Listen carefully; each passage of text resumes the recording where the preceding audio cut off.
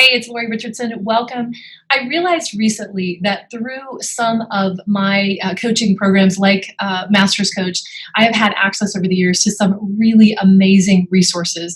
And I've been exposed to some really great thought leaders over those years, not only in the real estate industry, but as it relates to leadership and management and just business in general.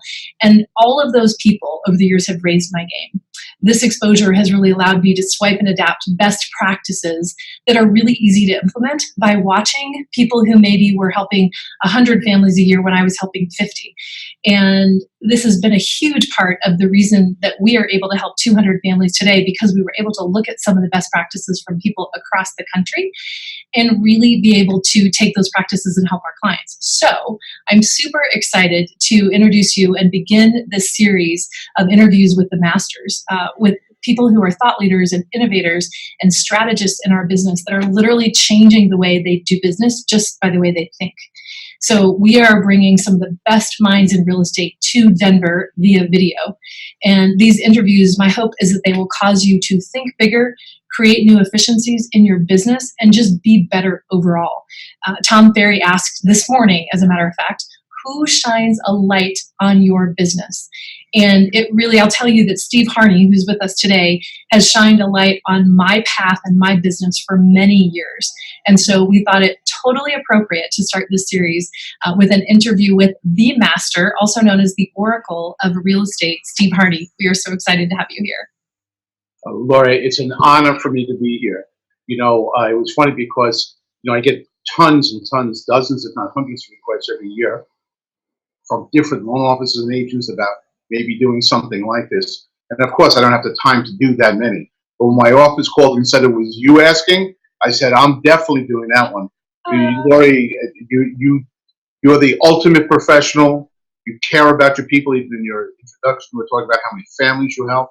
That's the reason I love you as much as I do. That's where I know the agents who deal with you, care about them more than you care about yourself. So this is an honor for me to be here today. Well, you are so sweet. We love you greatly, and I'm just thankful that you're joining us. So we feel really honored too. For those of you, if anybody out there who has lived under a rock, I'm kind of kidding, but kind of not, who has not met Steve Harney, in addition to being a really great friend and somebody who's been just a personal mentor and encourager of mine, Steve is seriously rightly known as the Oracle of Real Estate. I know that you think that's funny, but it's really true. But he has his highly successful career as a real estate agent and as an owner of a 500 agent real estate firm really sets him apart, light years apart, in my opinion, from other agents and other speakers in our industry, because he's been there and done what we are doing today. He's been named one of the most influential 100, one of the say that 3 times fast, one of the 100 most influential leaders by Inman News in the real estate industry. And I think that that's huge. As the owner and mastermind and the driving force between Keeping Current Matters, Steve continues to position himself as an industry leader and keeps all of us ahead of the curve with his knowledge, fresh strategies, and really unparalleled expertise as it comes to the real estate market. And really his passion is providing the tools and insights that help all of us grow our business. So just back from Tom Ferry's Success Summit in California, talking to 5,500 agents, he is going to come and chat with us today. So welcome. We're really glad you're here. Well, again, thank you very much for having me here. It's, again, I used the word before, I'll use it again. It's an honor to be able to share my message, to your people. Well, we're thrilled. Today, we really wanted to talk about the media and just what's going on in the market. And I just wanted to ask you, Steve, because you see it all. Everything, you're in front of agents. You just got back from Tom Ferry's Success Summit and talked to 5,500 agents. What's the biggest challenge that you see right now that agents are experiencing with regard to the media and the kind of the half picture that's being presented right now? Well, we have to realize between now and the next presidential election, which will probably be the most hotly contested presidential election in the nation's history, there's going to be an awful lot of crazy headlines, from both sides of the aisle. Half the people are going to say we're in the greatest economy ever. The other half are going to try to pick every single crack in it and say, hey, listen, this might not be as strong as you think it is. So the consumer is going to be hearing two sides of the same story. And whenever the consumer is not sure if they're getting two different messages that totally conflict with one another, they have a tendency to get nervous, get concerned, fear, and sometimes paralysis. And some of your agents right now might be feeling that. The way it manifests itself in our business when people start getting lacking confidence in the economy is two things. Number one, all of a sudden your buyers start to disappear. People that maybe even you thought you were going to sell a house to don't even return your phone call. Now, the younger kids call that ghosting. All of a sudden you can't get in touch with them. Right. For your older agents, that's the same thing as ignoring when we were growing up, all right? They just changed the word. Right. And then another way it manifests itself is if someone was thinking about selling their house and they were right on you thought for sure you were going to get the listing within the next 30 days, and all of a sudden they changed their mind. A lot of times that could be a result of them saying, well, wait a second, if things are starting to rattle, if we're going back to 2008, the last thing I want to do is move up right now. So it's costing you listings and it's costing you buyers if we don't handle it appropriately. So true. Well, and I think you and I were talking before we started this call. Our clients are hearing the R word. They're hearing recession. They're hearing affordability issues. They're hearing all of these challenges. And to us who've been in the business 33 years and counting, for me, we kind of have an idea, at least, of historically what's happened, what to expect. And I'm finding that our clients don't. And like you said, that fear just kind of causes this paralysis. So will you kind of share some strategies that I know you just have such a contrarian view of the market, and you do such a great job of helping us look at it kind of back out and look at it from a big picture perspective. Right. Will you share some strategies and ideas that you have that we can use like today to implement to really alleviate some of those clients' fears? Sure, no problem. As a matter of fact, I'm going to go back to an example. You mentioned that I was at Tom Ferry's Success Summit last weekend in California, and I wasn't actually booked to speak on the main stage there. I was doing some breakout sessions. Usually I speak on the main stage, but he had other speakers who were really, really great speakers, and he asked me to do some breakout sessions. And I was fine with that. Then Wednesday hit. His conference started on Tuesday and Wednesday. And if we remember back just about a week ago, two things happened that day. The bond yield curves inverted, which is a sign that a recession is imminent. And that same day, because of that, stocks dropped to 800 points. So all of a sudden in Tom's conference, there were a whole bunch of agents getting really concerned because, all of a sudden they're getting calls from buyers. Hey, what's happening? What's going on? So Tom asked me to come to the main stage and address this one issue. Listen, there seems to be a lot of noise about the recession. Well, because the stock market dropped 800 points, and it's recovered pretty nice and since then. But that day, and because the bond yield curve inverted, which again is a sign for economists to say, well, be on the R word lookout. All of a sudden, that afternoon, every internet article started with the word recession, and the next day, every newspaper article started with the word recession. So now, as we're coming closer to the election, and as there's more and more signs that, hey, listen, that might be the economic slow that might be coming, your clients are going to hear it. The only challenge is they don't hear what it means; they hear what they think it means. So let's divide those two. First off, all your agents should understand that the country right now is in the longest economic recovery in its history. Things have been going well for longer than any other straight time, years, ever in our history. So what does that mean? Well, when an economic recovery ends, what it means is the economy slows up. The definition is it slows up 2 consecutive quarters of GDP. Now, that slow up at the end of every single recovery ends with a slow up. That slow up is called a recession. So they're not wrong. The surveys that are coming out saying economists are saying recessions come before the end of next year, and there's been several. They're not wrong about that. The challenge is what the consumer hears when they hear the word recession is not an economic slowdown. They hear housing crisis. So what you need to do, and that's because of 2008, the last recession we had, there was a housing crisis. So every one of your agents has to make sure that they define to the consumer and prove to them that because a recession is coming, it doesn't mean there's another housing collapse coming. All right, so let's go over that just for a little bit. And understand that your consumer does believe that. Realtor.com did a survey not too long ago that showed that 42% of consumers believe that there will be a recession before the end of next year. Now, here's the really tough part of that survey. Of those 42%, 59% think it will be either as bad or worse than it was in 2008. Wow. So now we're like, whoa, wait a second. 59. So what's happened?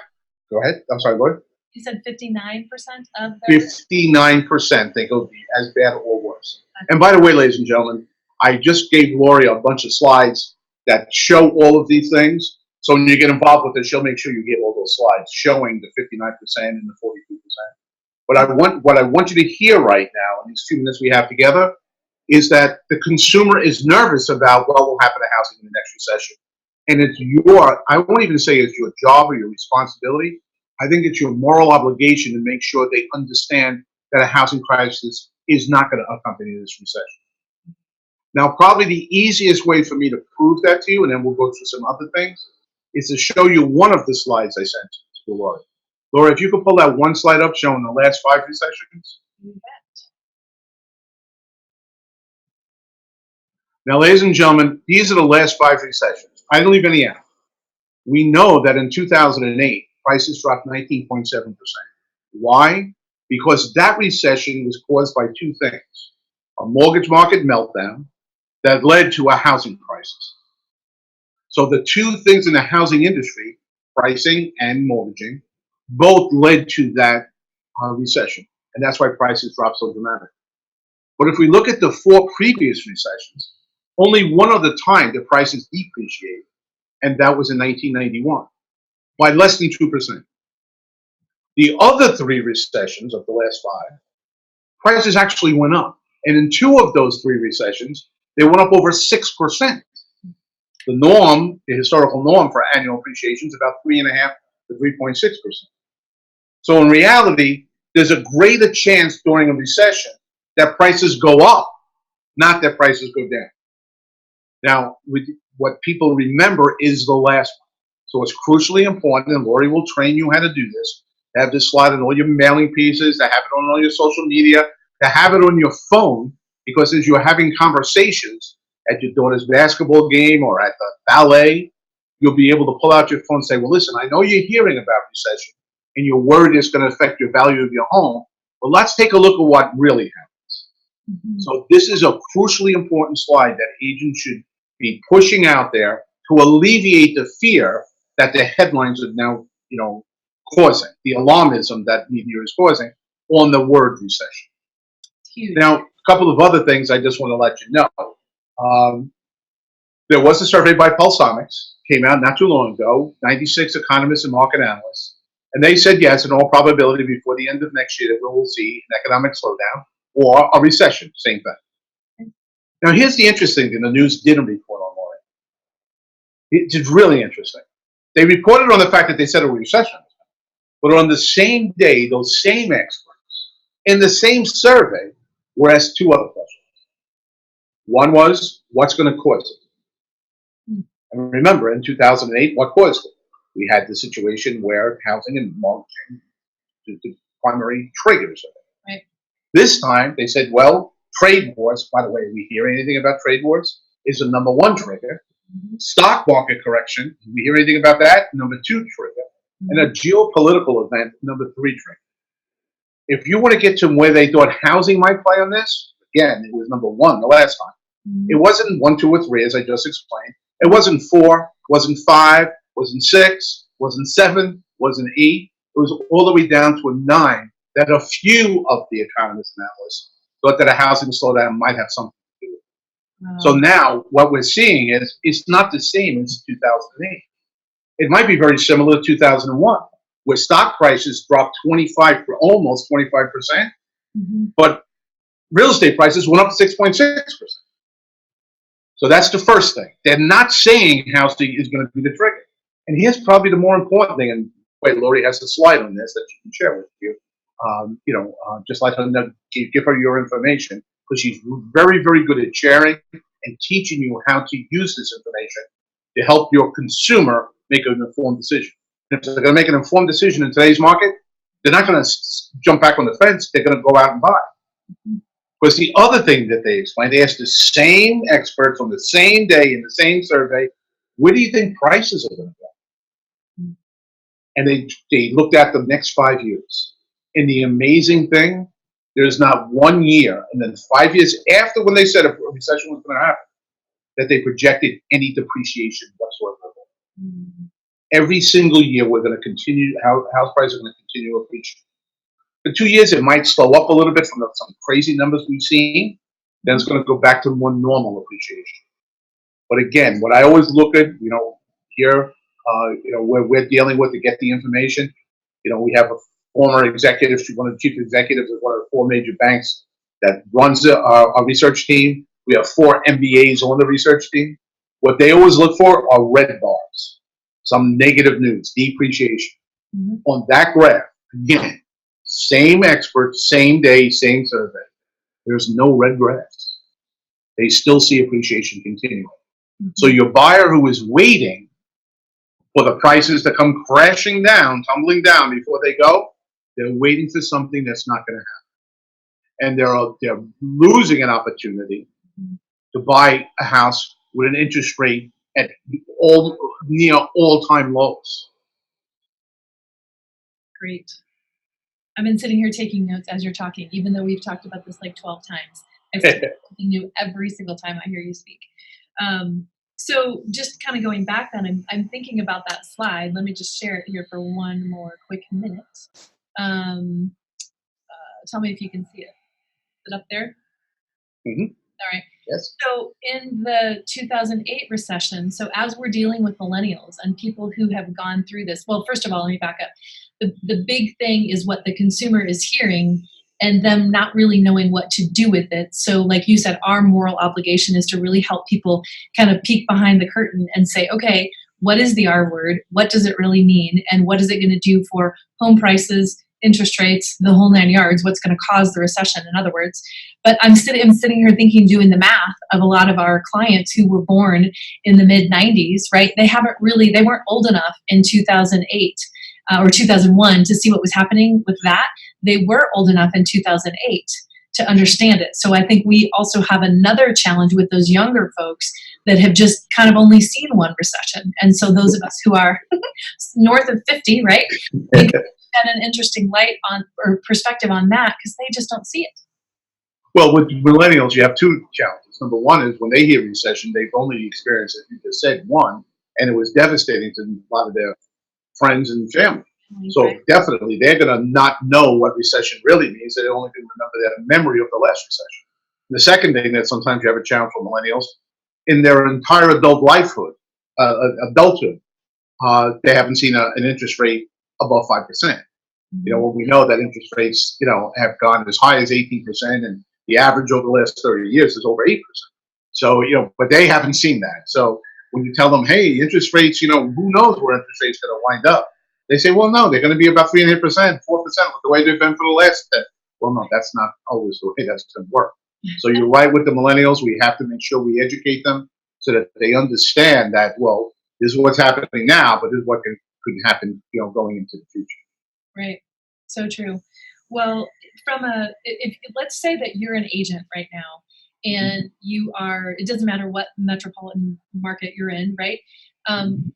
What's your best strategy to get this information across to your consumers and their friends and family? What are your suggestions there? Share the slides, obviously. Right. Well, Tom Ferry, he was really all over it because, he'd see 5,500 people saying, now what do we do? They've done a phenomenal job, and I'll suggest this even for your agents. They've been putting it out on all sorts of social media, and one of the things that Tom really pressed hard are videos. Get a 60-second video, show that one. I saw one that was really funny, where you're superimposing the video. That takes some technical knowledge. Yeah. One of the young superstar agents in this country, he just held up the paper. He printed out that graph and held it up and said, here, look at it. And do the videos, because the videos are a big thing. Anyone that's coaching you is telling you, you have to get more videos, you have to do more on social media, you have to get on Instagram. If you can get on Instagram with videos, you're going to receive from you, Lori, probably 8 to 10 slides that they can do an individual video on each one of them, both on the affordability side and then on the recession side. And they should just take those slides and just go with it. Yep. You know, the great news with you is you will take the time to sit with them and help them understand what each one of the slides mean to them and their customer, and then they should go out and promote that. Whether they're doing a mailing piece, that slide is a great mailing piece. Whether they're doing something on social media, whether they're doing just an email campaign, that's a great slide to give everyone, so that people realize, well, wait a second, you mean prices don't crash every single recession? Do you mean that prices actually go up? And I'll tell you a funny story on that. Earlier this morning, I had the great honor to be on the call with Christoph Chu, who is a gigantic luxury agent in Beverly Hills. His minimum price point is $5 million. Oh my gosh. So I was talking to him, and he was going, yeah. He goes, the agents are afraid of recession. I think they're putting the fear into their clients. He said, but the interesting thing, Steve, is in the super luxury market.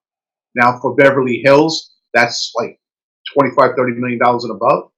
In the super luxury market, they're seeing that really start to take off now. And you know why that is, according to him?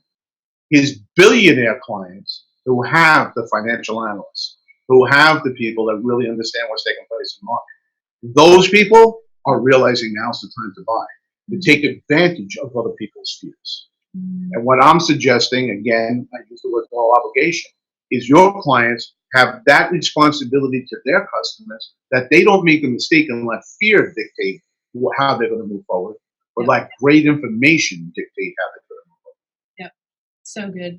Well, as you mentioned, I don't know if you guys can see this, but Steve just shared some really, really amazing slides that just help. You taught me years ago, Steve, a picture is worth 1,000 words, and it's so much easier to explain this when you can show the analytics behind it in a really, really simple graph. And I think that's your skill and your God-given talent, Steve. You take the complex and you make it simple for people to understand. And what I find with my clients is there is concern. There's just kind of this pit in the bottom of their stomach, and they're not sure who to ask. They're not even sure in some cases what to ask. So I love your idea about taking each one of these slides and maybe just doing a quick video on each one of them, just saying, hey, here's what this is, here's what it means, and here's what it really means to you, and how we can still help you move closer to your dream. Because I think you're right. And the agents shouldn't be afraid to bring that subject up, because remember, I already quoted you a slide that says, a survey I should say, that says 60% of the people think a recession is coming think it's going to be worse than 2008. So it's not like you're going to be making them aware. Every single thing they read has the word recession. Right. What you want to do is control the narrative. You want the mass hysteria about, well, that means it's 2008 is coming back. No, it doesn't. Yeah. In 2000, if you take a look at today, it's still tough to get a mortgage. It's still very difficult to get a mortgage. Not that you can't get a mortgage, lawyer's a great person. But when you compare it to 2008, in 2008, it was almost impossible not to get a mortgage. Yeah, that's true. Right? And now, so the standards, though they get better, thank God, they're not so loose. We're not in that same thing. People today, unlike not having any equity in their homes, here's a great stat: 37% of the people own their house free and clear of a mortgage. For the first time, over 50% of this country has more than 50% equity in their homes. This is not 2008. It's the opposite of 2008. So 90-day delinquencies are not way up. They're at all-time record lows. So we have to let them know that, and we have to let them know if it's just a regular recession, not controlled by housing, they're going to be fine. If anything, buying a house now, they might see advanced appreciation. If more advanced appreciation, if a recession or if there's a slowdown in the economy. Because people will be pushing more money into real estate and out of some of their other investments. Well, and you made such a great point. The moral obligation to explain it, number one. Number two, helping our clients take advantage of the enormous opportunity that really exists for them right now. They have to see it in order to be able to execute on it. And I really see that as our job, and you help us do that every single day. But really just helping them understand the difference between, let's face it, in the media, sorry, everyone, if it bleeds, it leads. And that's what sells newspapers. That's what sells, people to listen to a lot of these programs. And so we really have a big opportunity to help combat some of that with some real knowledge to help them understand exactly where they are. So, and the great news is most of the agents in the marketplace won't do that. Yeah. And most of those agents will fall by the wayside. True. So with the fact that one of the reasons we have a relationship, Lori, is, I've been in the business 35 years, in the real estate business 35 years. It's in my blood. People say to me, well, you believe in home ownership because you're in real estate. I said, no, you got to reverse. Yeah. I'm in real estate because I believe in home ownership. Same here. And I love the fact that you treat your agents like they're not children, like they're kids, but that they're your family. Yeah. You make sure they have the information, that you make sure they understand how to explain it, and you give that to them. Right. So one of the reasons we have a strong relationship, I have nothing but utmost respect. The respect you have for your agents and the help you give your agents to help the families that they're moving and that they're helping achieve their dreams, the American dream for those families. Yeah. Well, and we're the same. That's the reason that we work with you and with our agents that just have a heart to serve their clients. And I think as it relates to helping them see that, there's just, like I said, there's enormous opportunity. I had one other major point I was thinking about, and now I lost it, but it'll come back. It's a really, really enormous opportunity for us to be able to reach out and do that. And when we really just have a heart to help educate and help them see that, then the rest becomes right. Really simple. Realtors don't sell and list houses for a living. They change families' lives for a living. Just the way they do it is list and sell houses. Yeah, that's true. But what they do is they change that family's life. Yeah. My other point was, it's up to us now to hit it head on and to really, let's start talking about the R word. Let's start getting it out there, because I think you're right, Steve. There are a lot of agents who will not do it. And it's going to give us a competitive advantage, not because we want to sell more real estate, but because we want to help more people. So this stuff helps so much. I know the other thing that our agents have had questions about is housing affordability. Will you come back and share some more insights with us in the coming weeks with just some more information about that? Lori, I want your people, anyone listening to this, the agents that you deal with, the other referral partners that you have, financial planners, because of my respect for you, you pick up the phone, I'll be back with it. Oh, you're so sweet. Well, you are so amazing. Thank you for taking the time. Your slides are great. If you do me a favor, if you like this, like the video, reach out, drop me an email, respond back with comments. We will make sure that you have all those slides and you're armed with all of that data and information, and help you know how to use them, help you have them on your smartphone, so that there's so many times I'm on a run or at the market or in Target and somebody will ask me a question, and it is so great to have my little smartphone to say, here is what this really means, because you never know when those conversations are going to come up.